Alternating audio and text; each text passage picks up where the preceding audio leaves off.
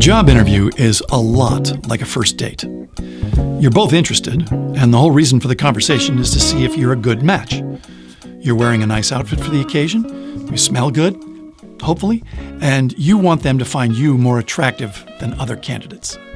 So let's steal 3 secrets from the genre of romantic comedies. Because romantic comedies are the guidebook for people falling in love. Every rom-com has a meet cute, where the couple first bumps into each other. In a great meet cute, there's chemistry right away, usually because one of the people made the other one laugh.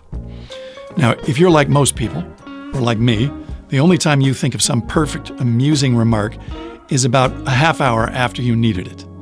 But if you already know what somebody's probably going to say in advance, you can have a charming story all ready to go. Now, luckily, a lot of job interviews are predictable.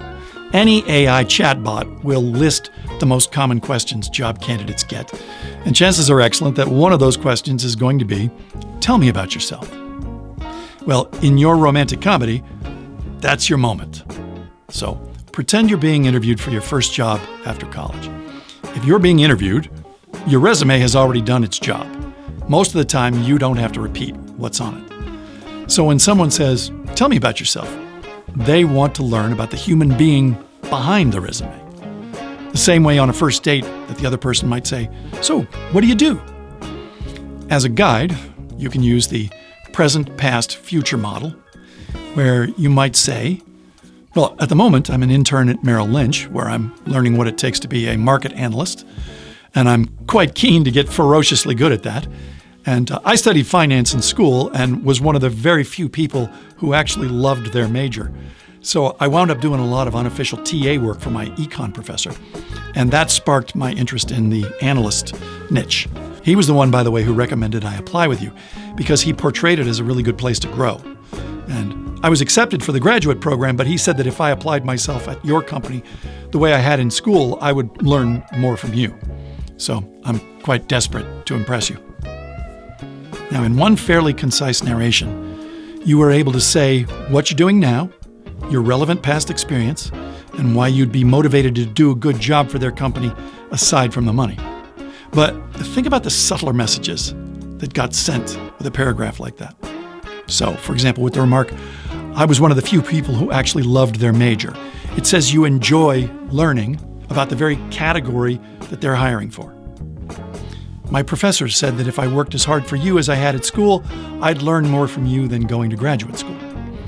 Okay, that's saying you're a top performer without making it sound like you're bragging. And it's making the interviewer feel good that you admire their brand without making it sound like you're pandering. Now, you didn't say that their company is the only one you're applying to, but you've kind of implied that it's your first choice. That last line, "So I'm quite desperate to impress you." It's tongue-in-cheek, but it's not untrue. It's the sort of thing you might say on a date with a smile on your face to put the other person at ease. Even though it sounds like it's coming from a place of vulnerability, it's kind of paradoxically confident. It's a way of saying, "I like you," without saying it so bluntly that it gets uncomfortable. Now, pretend you met an attractive stranger in line at Starbucks, and you hit it off, and you agree to have lunch later that week. Odds are 99.4% that you will both Google the other person. When you are interviewing at a company, you should be just as interested in knowing their story, their reputation, how they make their money, their goals, their values, along with the backstories of the people that are going to be interviewing you. You never know what you might have in common with those people that you can drop into conversation. But also keep in mind, if they're serious about you, yeah, they're going to find you online. And what are they going to find? It's really important that you cultivate your personal brand in social media and out in the world. And if you'd like to learn more about that, my Storyfire course can really help you put your best foot forward whenever you tell that story.